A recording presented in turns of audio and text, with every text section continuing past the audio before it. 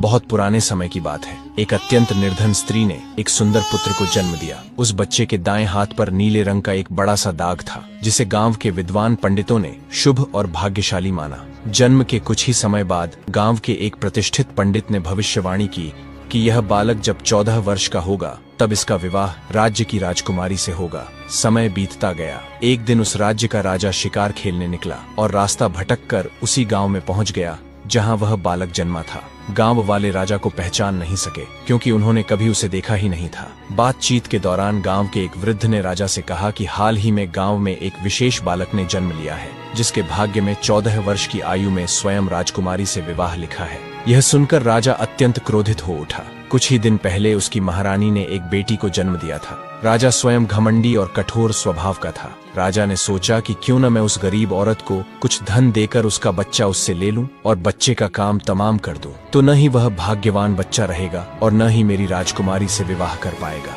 वह गांव के उस बूढ़े से बोला, बाबा तुम मुझे उस औरत के पास ले चलो। बूढ़ा व्यक्ति उस राजा को उस भाग्यशाली बच्चे की माँ के पास ले गया। राजा ने उस महिला से विनती की और बोला, तुम बहुत गरीब हो, इस बच्चे का पालन पोषण कैसे कर पाओगी? ये बच्चा मुझे दे दो, मैं इसे अच्छे से पालूंगा। पर वह गरीब औरत अपने बेटे को देने से लगातार इनकार करती रही। तब राजा ने उसे बहुत सारा धन दिया और कहा, इस धन से तुम अपना जीवन आराम से चला सकोगी और जब यह भाग्यशाली बच्चा बड़ा होगा तो खुद ब खुद तुम्हारे पास लौट आएगा। गरीब माँ ने सोचा, यह बच्चा सचमुच बहुत भाग्यशाली है, तभी तो खुद एक अमीर व्यक्ति इसे लेने मेरे घर आ पहुंचा है। शायद यही भगवान की इच्छा है। काफी सोच विचार के बाद उस माँ ने भारी मन से अपना बच्चा राजा को दे दिया। राजा जब थोड़ी दूर पहुंचा तो उसने बच्चे को एक लकड़ी के संदूक में डालकर नदी में बहा दिया। उसके मन में यह विचार था कि दम घुटने से वह बच्चा संदूक के भीतर ही मर जाएगा। राजा यह सोचकर मन ही मन बहुत प्रसन्न हुआ कि उसने अपनी प्यारी बेटी को उस भविष्यवाणी से बचा लिया। लेकिन जैसा कि आप जानते हैं, मारने वाले से बड़ा बचाने वाला होता है। वही इस बालक के साथ भी हुआ।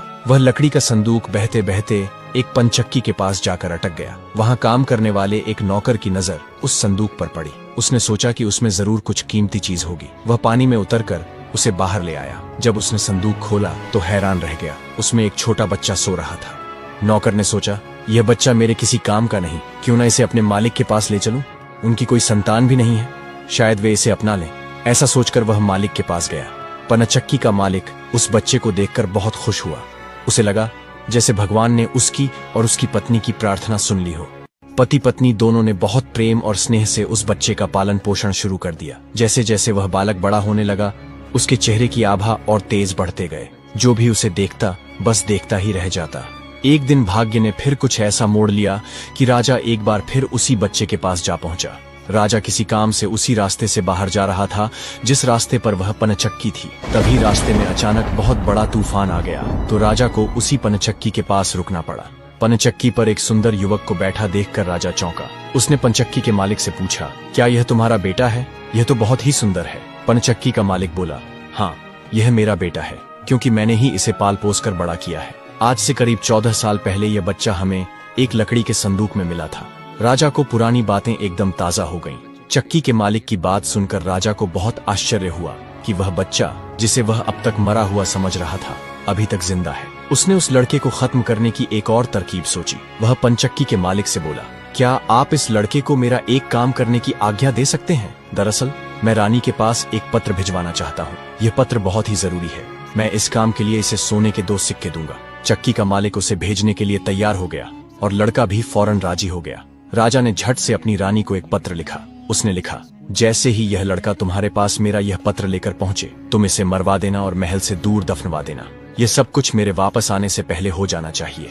इतना लिखने के बाद पत्र को मुहरबंद कर राजा ने वह पत्र उस लड़के को दे दिया। लड़का वह पत्र लेकर राजमहल की ओर चल दिया। वह आज तक कभी अपने घर से बहुत दूर नहीं गया था, इसलिए वह राजमहल का रास्ता नहीं ढूंढ सका और जंगल में भटकने लगा। शाम ढल चुकी थी। तभी उसे अंधेरे में दूर एक रोशनी दिखाई दी। वह दौड़कर उस रोशनी की ओर गया तो देखा कि वहां एक छोटा सा कच्चा घर था। उस घर में कोई दरवाजा नहीं था। जब वह अंदर गया तो देखा कि एक बूढ़ी औरत आग जलाकर अकेली बैठी है।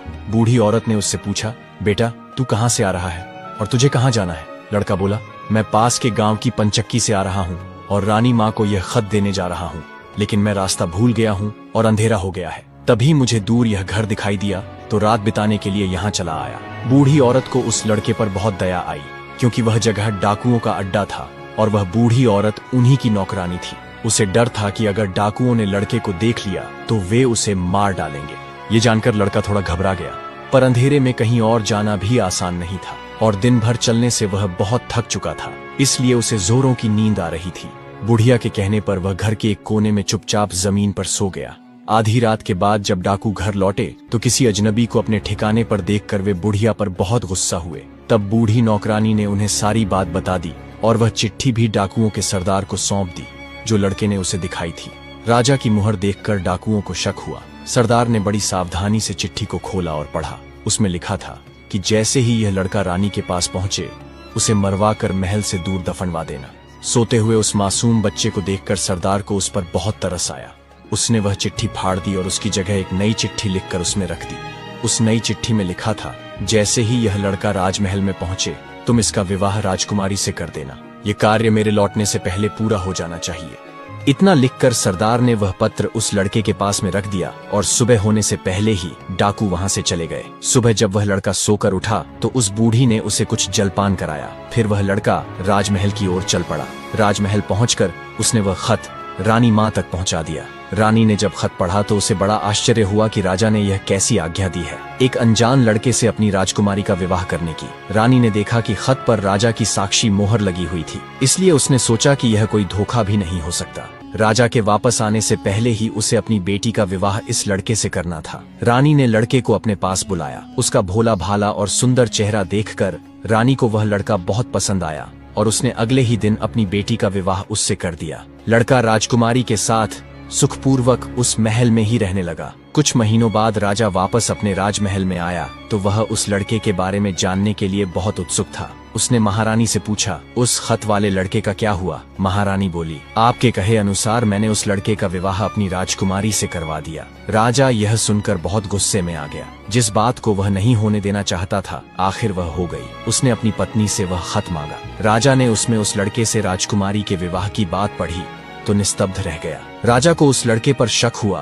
कि वह पढ़ा लिखा है, जरूर उसने रास्ते में खत बदल दिया होगा। उसने लड़के को अपने पास बुलवाया और उसे सच्चाई बताने की आज्ञा दी। लड़का बोला, हे राजन, मुझे कुछ नहीं पता कि इस खत में आपने क्या लिखा था, क्योंकि मैं तो इसे ऐसा ही लेकर आ गया था। हाँ, जंगल में मैंने एक पुराने घर में रात जरूर गुजारी थी, क्योंकि मैं राजमहल का रास्ता नहीं ढूंढ पाया और जंगल में भटक गया था। राजा को उस लड़के की बात पर विश्वास नहीं हुआ। वैसे भी राजा को उस लड़के से बहुत नफरत थी। वह नहीं चाहता था कि उसकी बेटी से शादी करने के बाद वह इस राज्य का राजा बने। वह लड़के से बोला, मेरी गैर हाजिरी में रानी ने मेरी बेटी की शादी तुझ कंगाल से कर दी है, पर मैं इस शादी को तब तक अपनी सहमति नहीं दूंगा जब तक तू मुझे शैतान के 3 सोने के बाल नहीं लाकर देगा।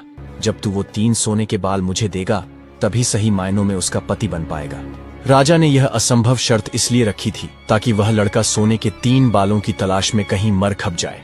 लड़के को पता था अगर वह राजा की बात नहीं मानेगा तो राजा उसे मरवा देगा, इसलिए उसने सोचा कि क्यों न कोशिश की जाए, शायद वह सोने के 3 बाल लाने में सफल हो जाए। अगले दिन वह सुबह बहुत जल्दी उठकर सोने के बाल ढूंढने के लिए निकल पड़ा। चलते चलते वह एक बड़े शहर में पहुंचा। शहर के प्रवेश द्वार पर एक बड़ा सा गेट था जहां हथियारों से लैस सिपाही पहरा दे रहे थे। सिपाही ने उस लड़के से पूछा, यहाँ तुम्हारा क्या काम है? क्या तुम कुछ समझते और जानते भी हो? लड़का बोला, मैं सब कुछ समझता और जानता हूँ। सिपाही बोला, अगर तुम सब कुछ जानते हो तो हम पर भी एक मेहरबानी करो। हमें भी बताओ कि शहर की सीमा पर जो यह कुआं है, पहले इससे मीठा पानी निकलता था पर अब इसमें पानी ही नहीं है, ये सूख गया है। क्यों? लड़का बोला, अभी तुम थोड़ा सब्र करो, जब मैं अपना काम खत्म करके वापस आऊंगा तो तुम्हें बताऊंगा। इतना कहकर वह गेट से निकलकर आगे गया। काफी चलने के बाद वह दूसरे शहर के बड़े से गेट पर पहुंचा तो वहां पर भी एक हथियारबंद सिपाही पहरा दे रहा था। उस सिपाही ने भी लड़के से सवाल पूछा, क्या तुम कुछ समझते और जानते भी हो? लड़का बोला, मैं सब जानता हूँ। सिपाही बोला, चलो फिर ये बताओ कि इस शहर की सीमा पर जो सेब का पेड़ लगा है उसमें पहले सोने के सेब लगते थे, पर अब यह पूरी तरह सूख गया है, अब इसमें पत्तियां भी नहीं लगती। ऐसा क्यों? लड़का बोला, थोड़ा इंतजार करो, अपना काम पूरा करके आने पर मैं इसका जवाब तुम्हें बताऊंगा। इतना कहकर वह आगे चल दिया और चलते चलते तीसरे शहर की सीमा पर पहुंचा तो वहां पर एक बड़ी सी नदी थी जिसमें एक छोटी सी नाव थी और एक नाविक उस पर बैठा था। नाविक ने उससे पूछा, तुम यहाँ क्यों आए हो और यहाँ के बारे में क्या समझते जानते हो? लड़का बोला, मैं सब कुछ जानता हूँ। नाविक बोला, अगर तुम सब कुछ समझते और जानते हो तो कृपा करके मुझे बताओ कि आने जाने के इस काम से मुझे छुटकारा कैसे मिलेगा। लड़का बोला, इस सवाल का जवाब मेरे वापस आने पर तुम्हें जरूर मिलेगा, पर पहले तुम मुझे नदी पार करवाओ। नाविक ने उसे अपनी नाव पर बैठाकर दूसरे किनारे पर छोड़ दिया। जैसे ही वह नदी के दूसरे किनारे पर गया, उसे वहां नीचे की ओर जाने वाला कच्चा और अंधेरा सा रास्ता दिखाई दिया। वह उसी रास्ते पर चल पड़ा। काफी नीचे पहुंचने पर वह एक पुराने से घर के पास पहुंचा तो वह उस घर के अंदर गया। तब उसे एक बूढ़ी औरत मिली। वह बुढ़िया एक जादूगरनी थी। वह बोली, अरे बच्चे, तू कौन है और यहाँ पर क्यों आया है? तुझे पता नहीं कि यहाँ पर राक्षस रहता है? लड़का बोला, मैं ठीक जगह पर आया हूँ। अब तुम मेरी सहायता करो। मुझे राक्षस के सिर के 3 सोने के बाल चाहिए, नहीं तो मुझे मेरी पत्नी कभी वापस नहीं मिलेगी। बूढ़ी जादूगरनी को उस लड़के पर तरस आ गया। बूढ़ी औरत बोली, बेटा, यह तो तेरी बहुत बड़ी मांग है, इसे पूरा करना इतना आसान नहीं है। राक्षस घर वापस आने ही वाला है। वह तुझे देखेगा तो कच्चा ही चबा जाएगा, इसलिए मुझे ही तेरी रक्षा करनी पड़ेगी। उस बूढ़ी जादूगरनी ने उसे अपने जादू से एक मक्खी बना दिया। लड़का बोला, बूढ़ी माँ, मुझे आपसे 3 सवालों के जवाब भी पूछने हैं। पहला सवाल है, एक कुआं जिसमें पहले शरबत की तरह मीठा पानी निकलता था, आजकल क्यों सूख गया है? दूसरा सवाल है कि एक सेब का पेड़ जिस पर पहले सोने के सेब लगते थे, अब उस पर पत्ते भी नहीं लगते, वह पेड़ क्यों सूख गया है? तीसरा सवाल है कि एक नाविक को क्यों हमेशा इधर से उधर जाना पड़ता है, उसे इससे छुटकारा क्यों नहीं मिलता?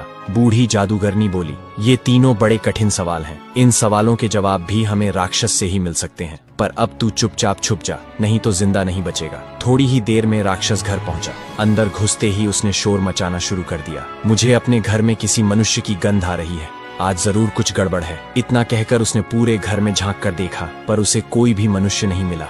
उसकी धाई माँ उस पर गुस्सा करने लगी और बोली, अभी कुछ देर पहले ही तो मैंने पूरा घर साफ किया है, मुझे तो यहाँ कोई मनुष्य नहीं दिखाई दिया। लगता है तेरी नाक में ही मानस गंध घुस गई है। चुपचाप आराम से बैठ और भोजन कर। वह चुपचाप खाना खाकर वहीं जमीन पर बिछी हुई बड़ी सी चटाई पर लेट गया। लेटते ही उसे नींद आ गई। उसकी धाई माँ भी आज उसके पास बिछी दूसरी चटाई पर लेट गई। जब राक्षस नींद में जोर जोर से खर्राटे लेने लगा तो धाई माँ ने उसके सिर से सोने का एक बाल उखाड़ लिया। राक्षस दर्द से कराह उठा और बोला, ओ माँ, तू ये क्या कर रही है? मेरे बाल क्यों खींच रही है? धाई माँ बोली, बेटा, मैंने अभी भयंकर सपना देखा तो डर के मारे तेरे बाल पकड़ लिए। राक्षस बोला, ऐसा कौन सा सपना था जिससे तू इतना डर गई? बूढ़ी धाई माँ बोली, मैंने सपने में देखा कि बाजार वाला कुआं जिससे शरबत निकलता था अब सूखा पड़ा है।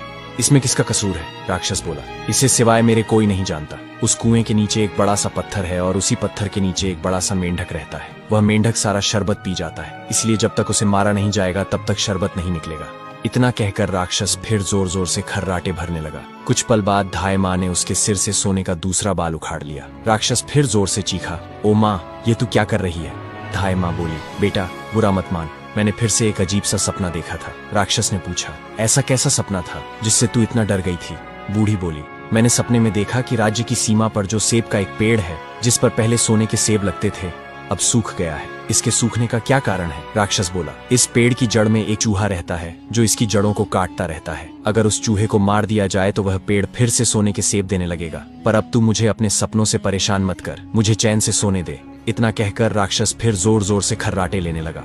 थोड़ा ही समय हुआ था कि बूढ़ी माँ ने फिर तीसरी बार उसका एक और बाल उखाड़ लिया। अब राक्षस बहुत गुस्से से बोला, बुढ़िया, लगता है तेरे दिन पूरे हो गए हैं जो तुझे अपनी जिंदगी से प्यार नहीं। बूढ़ी माँ उसे शांत करने की कोशिश करने लगी, फिर बड़े प्यार से बोली, बेटा, मैं इन अजीब अजीब सपनों का क्या करूं? अभी अभी मैंने फिर से एक अजीब सपना देखा। राक्षस बोला, ऐसा कौन सा सपना देखा?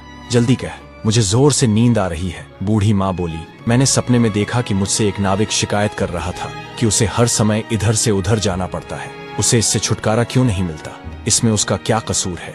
राक्षस बोला, वह नाविक मूर्ख है, उसे पता नहीं है कि वह एक श्रापित चप्पू को पकड़े हुए है। जिस दिन वह किसी और आदमी के हाथ में अपना चप्पू दे देगा, उसे हर रोज के आने जाने से छुटकारा मिल जाएगा। इतना कहकर राक्षस बोला, बुढ़िया, अब की बार तूने मुझे परेशान किया तो तुझे जान से मार दूंगा। सुबह होते ही बूढ़ी माँ ने उस मक्खी बने लड़के को अपनी झोपड़ी से बाहर निकाला, फिर उसे उसके असली रूप में कर दिया और उसे 3 सोने के बाल देकर बोली, अपने तीनों सवालों के जवाब तो तू सुन ही चुका है, अब यहाँ से भाग जा। अब लड़का बाल लिए अपने ससुर के राज्य की ओर चल पड़ा। रास्ते में उसे फिर वही नाविक मिला। नाविक ने जब उसे दूसरी ओर उतारा तो वह लड़का बोला, तुम अपना यह चप्पू किसी और के हाथ में दे देना, तभी तुम्हें इस रोज रोज के आने जाने से छुटकारा मिल जाएगा। जब दूसरे सिपाही को उसने उसके प्रश्न का उत्तर बताया तो उसने बहुत सारा धन एक गधे पर लाद कर उस लड़के को इनाम के रूप में दिया। वह उस धन से लदे हुए गधे को लेकर जब पहले सिपाही के पास पहुंचा तो उसे भी उसके प्रश्न का उत्तर बताया। उस सिपाही ने भी बहुत सारा धन एक गधे पर लाद कर उसको इनाम दिया। अब वह सोने के 3 बाल और 2 गधों पर ढेर सारा धन लेकर अपने ससुर के पास पहुंचा तो उसे देखकर राजा हैरान रह गया। तीनों बाल और धन से भरे हुए 2 गधों को देखकर राजा ने उससे पूछा, तुम्हें यह इतना ढेर सारा धन कहाँ से मिला? लड़का बोला, मैं नदी के उस पार गया था, वहां मुझे बहुत सारा धन मिला, उसमें से कुछ धन मैं अपने साथ ले आया। राजा को लालच आ गया। वह लड़के से बोला, क्या मैं भी नदी के उस पार से तुम्हारी तरह कुछ धन ला सकता हूँ?